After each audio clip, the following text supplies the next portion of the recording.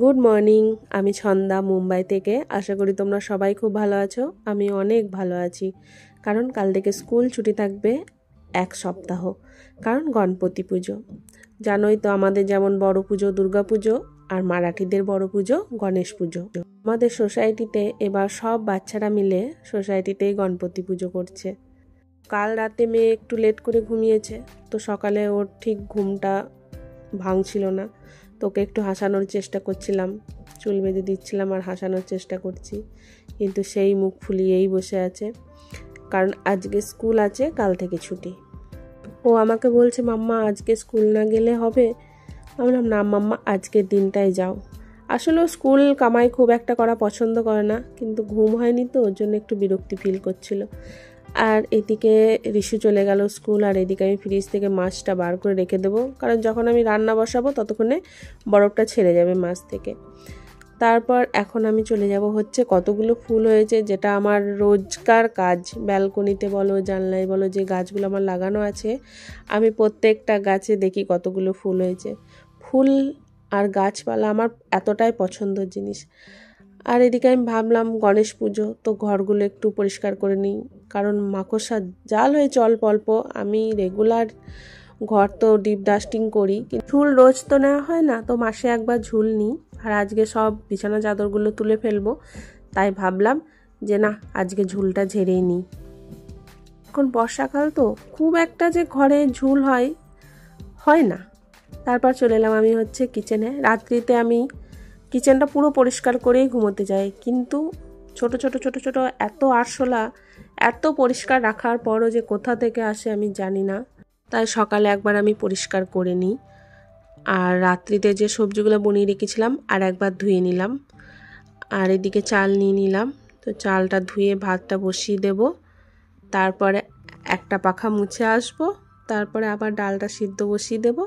তারপরে বাকি কাজ যেগুলো, সেগুলো তো করবই, কারণ আজকে সারাদিনই একটু ব্যস্ততার মধ্যে কাটাতে হবে, কারণ মেয়েদের স্কুল আছে, টিউশন আছে, ডান্স ক্লাসও আছে, সব কিছুই আছে, খেলাও আছে। তো সেই জন্য আগে আমি ভাত আর ডালটা দেখি বসিয়ে নিই, তারপরে আমি বাকি কাজ করব।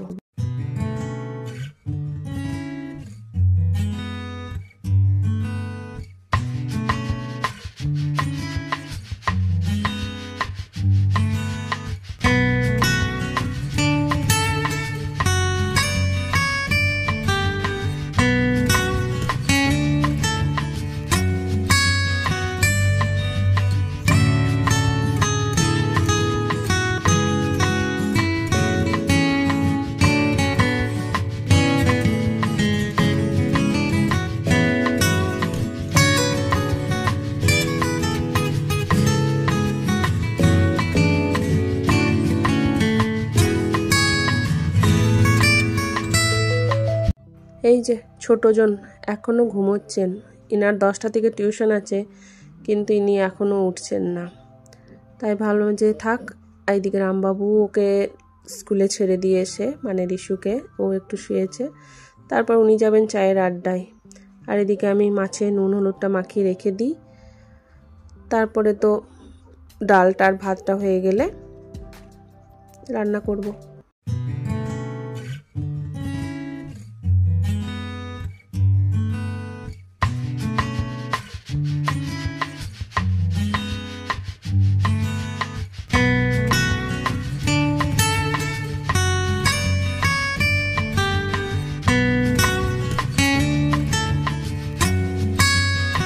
চলো কী কী রান্না হবে একবার তোমাদের বলে দিই।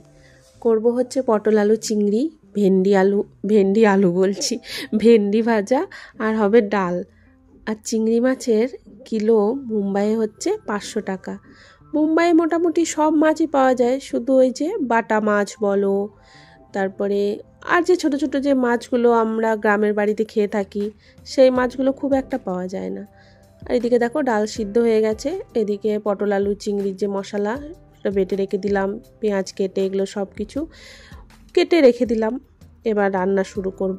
আর এদিকে ভাতও হয়ে গেছে, রেখে দিয়েছি এখানে ভাতটা। এবার রান্না শুরু করি।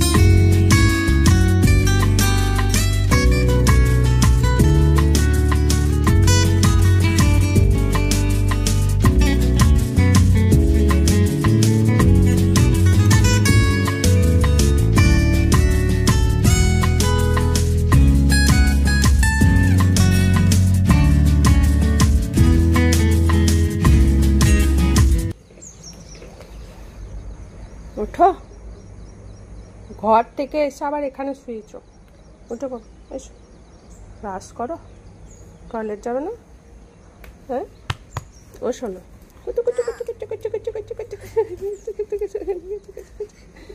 হুম,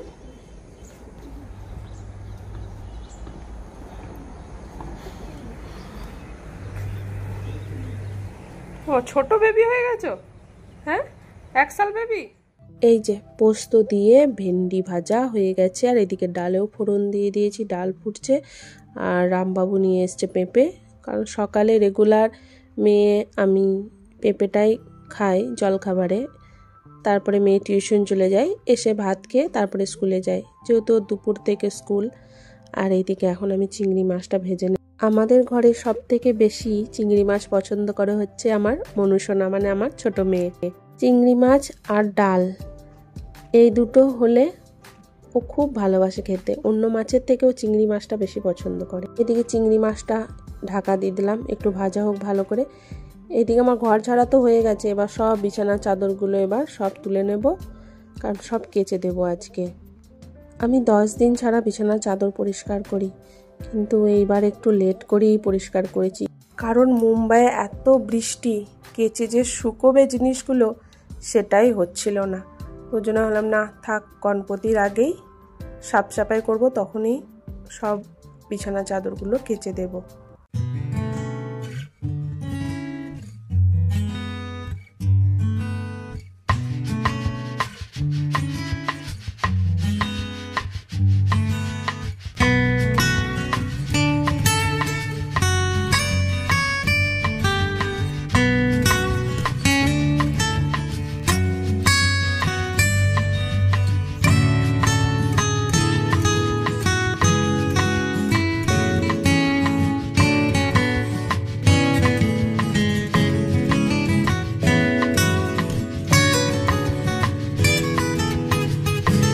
এই যে এইদিকে আমার সব রান্না হয়ে গেছে, দেখে তো খুব সুন্দর লাগছে, হয়তো খেতেও ভালো হবে।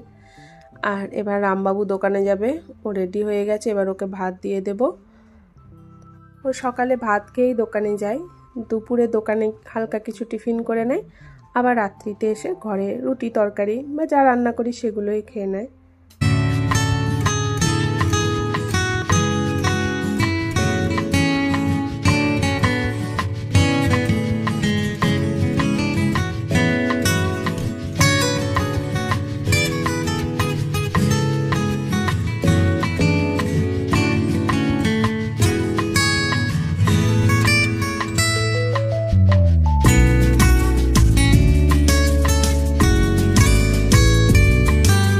এই যে মনুসোনা স্কুল যাচ্ছে, আজকে ওর পিটি আছে, তাই আজকে এই ড্রেস।